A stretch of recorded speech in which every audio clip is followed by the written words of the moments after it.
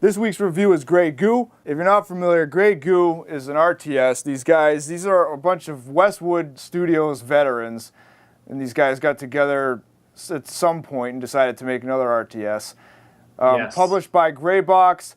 They did a really good job with this. Before you get into the main review, I'm going to say that as somebody who has only played this at E3, I played it. We all played it at E3. I really liked the game. I don't like the name. I wish that they had chosen. I don't know. Like, it's not the best name for an RTS. Right, yeah, like, I've seen that commented on. I'm not sure how much that's actually hurt them, but I did see people making note of that. Like, I mean, these are the same dudes who made Command and Conquer, and like Command and Conquer, great name for a real-time strategy. Great name for a great game. Yeah, but like when you think, and these are some of the same guys who made Command and Conquer. Yeah, no, it's pretty impressive. Right, but when you think of a real-time strategy game, you think StarCraft or you think Warcraft or you think Epic Command and name. Conquer. But then when you think Grey Goo, Yeah, but anyway, it doesn't seem to follow the pattern. It's kind of like, okay, what is that? But Yeah. anyways, all right. So graphics, sound, gameplay, and then overall here on GameSlean. So we won't take too long on graphics and sound because with an RTS at this point, I think you should know. You should know what what's to going expect. on. Yeah, you should know what to expect if you've played any of these types of games. So graphics, you can see here from the footage. I actually thought the graphics were above average. There's a lot of stuff going on here. Everything is detailed. And again, with an RTS, you aren't looking for crazy FPS or effects and stuff like that. Everything's detailed, like I said. Everything's also animated really well. And when I tended to play the game, I tended to zoom out as far as it'll let you go. And it doesn't. I think where this guy has it is pretty much the maximum level you can back out of it, but you can also get in really close, and that lets you see all the animations, and you can see all like the buildings and stuff. You can see all the stuff working, and you can see stuff being built. And they definitely didn't scrimp or leave anything out on this. Everything is just detailed the way you would expect for this type of thing in a current gen game. The CG as well. So a lot of the older RTS games would have CG cutscenes, right? And this game has them. So the CG in this game is almost like creepy realistic. I think it was Axis Animation that did them, and they did a really good job. So it's like in between missions, you'll see a cutscene, or you'll see something that pushes the story along a little bit. But the cutscenes are awesome. They did a good job there. If we move over to sound, again, high production values. All the sounds are great. The voiceovers are great. All the effects and stuff are good. The Goo in particular, you can see, so the Goo is one of the three factions here, which we'll get into in gameplay, but the Goo is supposed to be, it's essentially just a swarm of nanites moving around. That's going back to the name, that's what the name is. The Grey Goo just refers to just nanites that are, miniature robots that can, take over stuff, and it's just technology in goo form, essentially. I got kind of like a StarCraft Zerg vibe from them. A little bit, yeah. Yeah. Like when we were playing it, I picked the human class, but I played against somebody who was playing as the Goo, and I didn't know how to like defend against it.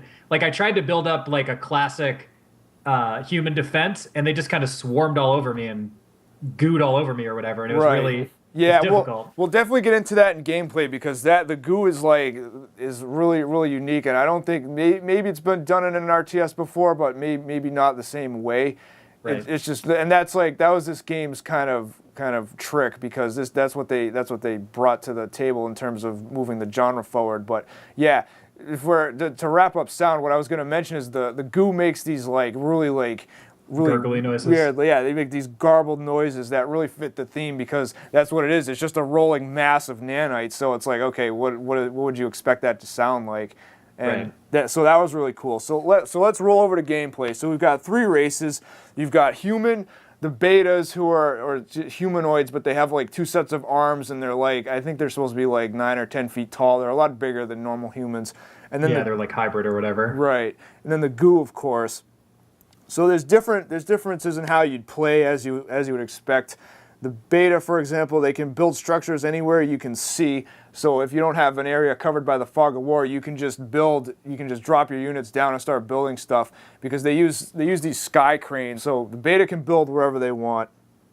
The humans, you have to use the humans use a grid system, so you have to build these conduits, and so all the structures, if you're playing as the humans, have to be attached on the conduit.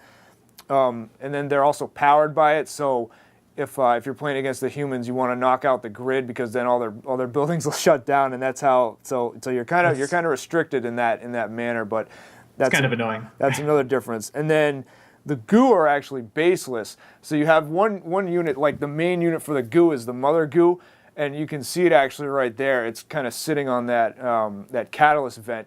And so that's what makes the goo unique, is that they're not tied to any like specific base. They have the mother goo, but they don't have like a dedicated HQ unit that is like, is like the master of everything. So when you're playing as the goo, it makes things interesting because you want to get a bunch of mother goos going and then move them around the map so you're next to impossible to track down and ultimately defeat. And we'll get into that a little bit later and how the strategy plays into it when you're playing as the goo. It felt a little cheap to me because like I'm so used to playing as like a classic type class in these type of games, and playing against something that's so like all over the place like that. I felt like, come on, I'm like, this stuff's just swarming in at me from everywhere. It's definitely very unique. I've never seen an RPG RTS that utilized that same kind of function before. Yeah. So you can see here, like the goo has all these units, and there's I guess I can explain how the goo actually operates. So the units you actually see on the screen now, those are the units that they've spawned out. So with the mother goo, you have to either you can spawn more mother goos, or you can spawn off small and large proteans. So the small proteans become the smaller goo units, like the ones that are moving across the screen here, the little guys.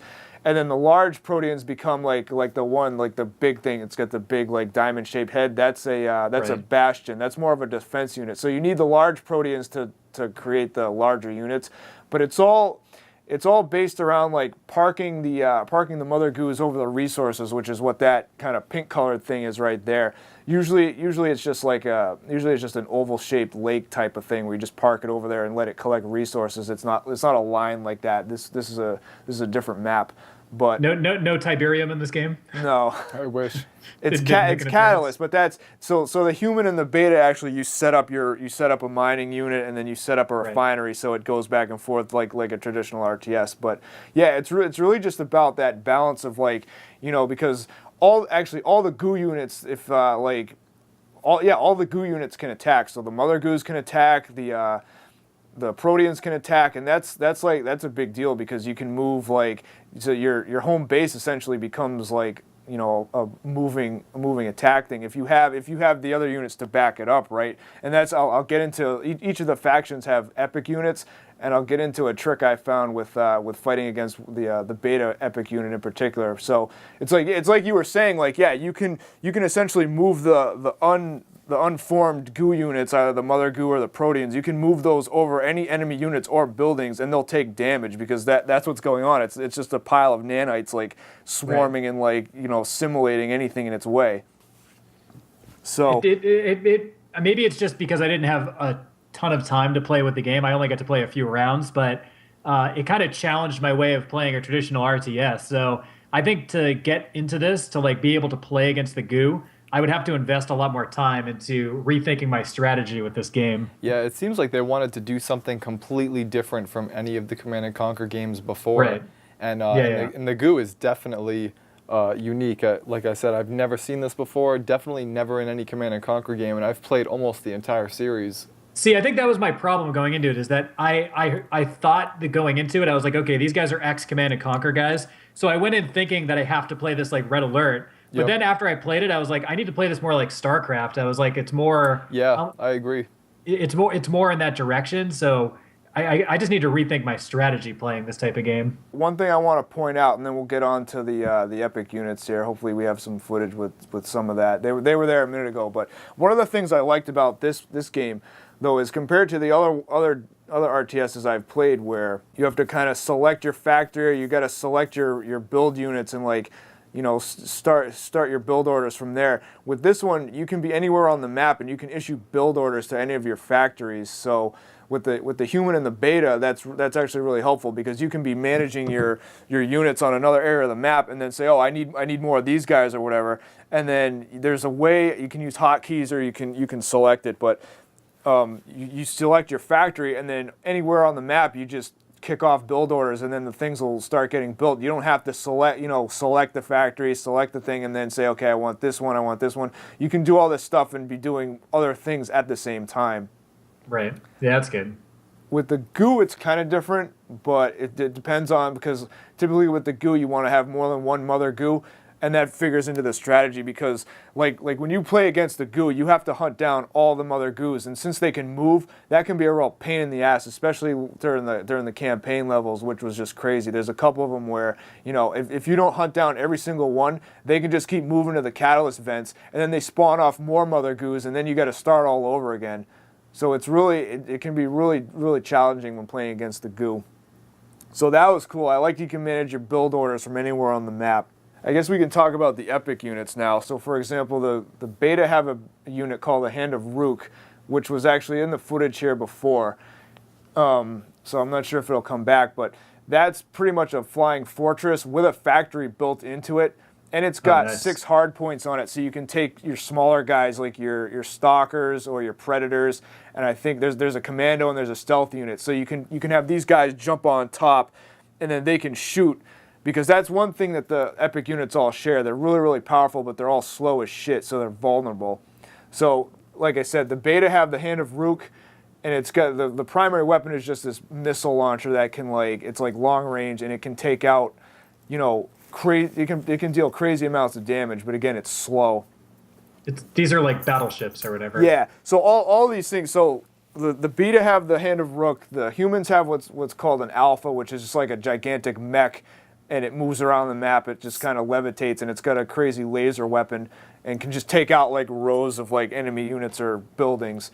And then the goo have what's called the Purger, which is just a big nanite tentacle monster that moves around the map and can attack at range at well. So these are all the epic units as you would expect. They cost a ton of freaking money, and they take forever to build. Like I think the Hand of Rook takes like 5 minutes to build, and I think the alpha is a little bit different. But they're like, the game is pretty balanced. Right. So if you're playing as, like, if you have enough time to build up any of these epic units, like, you can probably expect you're going to face at least a little bit of resistance, but they're still really cool. So are the epic units the equivalent? I didn't get a chance to build any of these type of units. So are they the equivalent in this game of like a weather control device or like a missile silo? Like a super weapon. Like a super weapon, or is there something more tactically advantageous like a weather control device that you can build? Well, what they do share in common is that they're all mobile. They're not stationary like some of the and they do have cooldowns. So like the weather, if we're gonna use the weather device example, you could fire that thing off, but then you'd have to wait like another 10 minutes or something, right, before you could fire it off again. That was part of the some of my most some of my favorite memories of playing these Westwood games are like, say it's like you and I and Nick playing, and like, you know, I get the weather control device, and then like Nick, you know, say it was Nick, to be like, oh shit, I've got like 10 minutes before everything gets wiped off the map. Like those are like some of my so suspenseful. So it's kind of a bummer that this game doesn't have that. Like those games actually had the countdown and everything. Like the missile silos going to launch. Was stressful as fuck. Right, because everybody knew. Yeah. Everybody in the game knew that someone had that and was and it was, oh man, who's gonna get it? Like who like. And then it's like you have to form your alliances. Be like, dude, I'm gonna form an alliance with you. Like, let's find Chris right now before he nukes nuke on me. Like, yeah. He's got to launch the nuke on one of us. We have to form an alliance. Right. Well, yeah, I can say it doesn't cause that sort of anticipation. At least in the single player, it would just tell you like, oh, there's an unidentified mass like moving towards us quickly. Like, oh shit. So you could kind of tell, because it does tell you up front. It tells you like, okay, like each faction has, and they only have the one epic unit. So I don't know. It seems like what I was going to mention before, the goo in particular. So if you have the Hand of Rook, this floating fortress with the hard points on it, and you know it can shoot and stuff if you add your additional units on it. What I found a trick where I could just use the unformed goos because I was playing it as the goo in this part of the campaign. Right. All you really have to do is just move your mother goo or a protean underneath it. And I guess the AI just wasn't, just didn't have it set up so like it knew to move out of the way. So you just park the unformed goo underneath it, and it starts attacking it. It'll just bring that thing down because the main weapon, the cannon, can't fire like at short range. So it's just sitting there, and because the thing is so slow, you just keep clicking on it to make sure you stay underneath the things that can shoot from the top. So if you figure that out, that was one of the tricks I used to get past that in the campaign. Because again, the goo, if you're playing against the goo, you just move around all the time, and it's nearly impossible to kill all those things unless you build up just a huge force, scout the entire map, and just find every single one of them. So it just seems like such an advantage to play as the goo that like it almost makes it not fun for me. Yeah. The goo sort of reminds me of, I don't know if you guys ever played Command and Conquer Generals, but it reminds me of the Middle Eastern race from that game where you could like have all those little workers that you could just send like literally to every point of the map and just have them building at all times. Yeah, like the workers for whatever that class were just like little 100 gold guys that you could just send out anywhere. So you could have like the entire map could be your base basically. Not the best resources by far. Definitely not the most powerful or anything. But as far as like controlling the most like biggest portion of the map, that team had it easily, and that kind of seems like almost what this is too.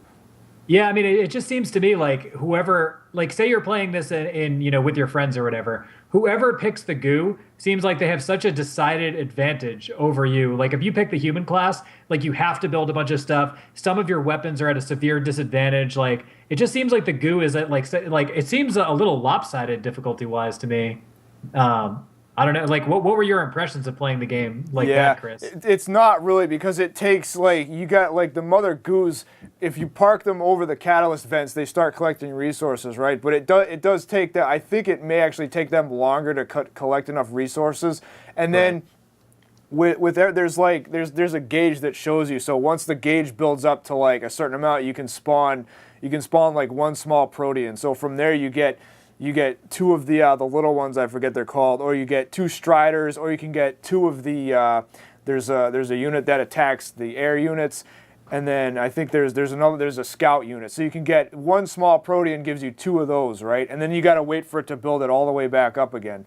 Or if you want the bigger ones, you got to wait for the gauge to fill up even more, and then you spawn off one of those. Then you got to wait again. So I think it actually is balanced enough, because you do have to have your mother goos scattered around so you can get over as many catalyst vents as possible and have all of them working. So you're really, as opposed to being focused on one area where all your stuff is, and you're building up your buildings, you're building up your units in one space. Maybe another one if you manage to expand to another catalyst vent and you have another kind of smaller base going. It's really more, the goo is like way more multitasking and more intensive, because you have to bounce between all your different mother goos. And then if you want to create a coordinated attack, then you got to start saying, okay, I need this many of this type of unit, and you got to send them all to the same area to launch an attack. It's really, if anything, it's more involved than playing as the other two races, to be honest. I see. Yeah, I mean, I guess that makes a little bit more sense. I'm just coming. Maybe I definitely need to invest more time into the game. I'm coming from a very traditional RTS mentality, so I'm like trying to like figure out how to play as the goo in my head right now, and I can't like quite wrap my head around it. So I need to get more involved in the game, right? rather than just the demos we played at shows. It is really that much different than the other RTS games, where it's like, yeah, okay, your base is here.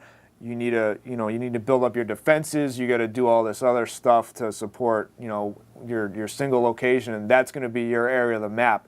Whereas with the goo, you're kind of sneaking around. You're trying to grab as many resources as possible and spawn off your units. The other thing I wanted to mention is I'm not sure, it actually doesn't show it here. There's another cool feature. I believe it showed in the footage.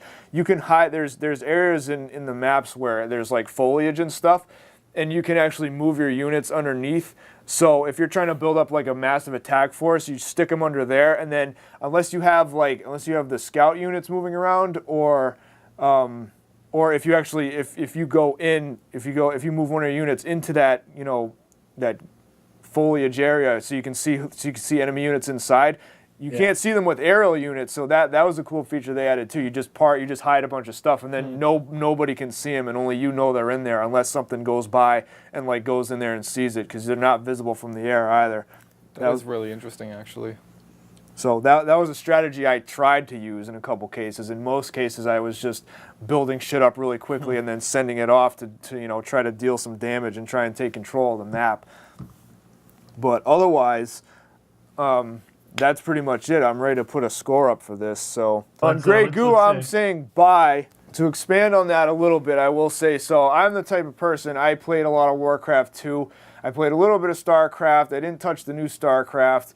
Oh, come on, dog! StarCraft is awesome. we played a ton of CNC Red Alert, so that's the other one that I was pretty big on. Brood War, come on, man. Right, so that's I think if you're like me and you played those and you're a big fan of those, again, these are the guys that made the old CNC games. If you were a fan of those, then I definitely recommend this. This is definitely worth your money. It's a really awesome game. RTSs, I was thinking about this earlier. It's kind of the same situation as like flight sims, or maybe not at all. But the genre is definitely not where it used to be. So it's is there a button that you can spam in this one where it's like surrender now and I promise amnesty for you and your men? You know what? I don't believe there is. Memories, man. Just pressing that.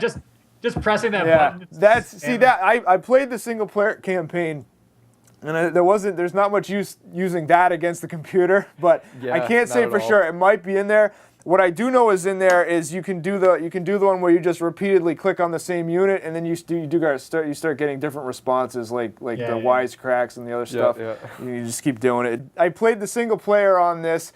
And it was challenging enough. I played it on normal, and when we talked to those guys at PAX, I had said, geez, I got to this one stage, and I'm just getting my ass kicked. It's like super hard. Like, what's going on? There was some balancing issues. We had to change it. So yeah, normal is normal now. They released a patch, so normal is normal now. Easy is easy, and hard is the super hard difficulty setting. So that must have been what they forced me to play at E3 was they picked somebody who could only play me at the hardest difficulty setting, which is why he was able to beat me so fast. Yeah, possibly. That explains it, because I'm really good at these games. I don't remember how many hours it clocked in at. I think it was probably at least 20 or 30 for the single player. Nice. But it didn't feel that long. The story was solid. It goes through. You start off as the beta, then you play as the human, and then you play as the goo at the end. And I don't want to spoil too much, but the story is kind of, and I think actually they left things open because they have a group that just they created the universe for this game, and I think Dreadnought may actually be in the same universe. I think Greybox commissioned somebody to create this universe, and they're making these games that are set there now. So if they don't do another RTS, they'll probably do another game. I don't know what it's going to be. I don't know if Dreadnought is going to pick it up or if it's going to be something else. But it looks like they're gonna keep going with it because it's definitely wide open. But we'll see. So there you go. Like I said, if you're like me and you were a fan of the older games, RTSs like Warcraft, StarCraft, CNC, definitely give this one a shot. It's worth the money.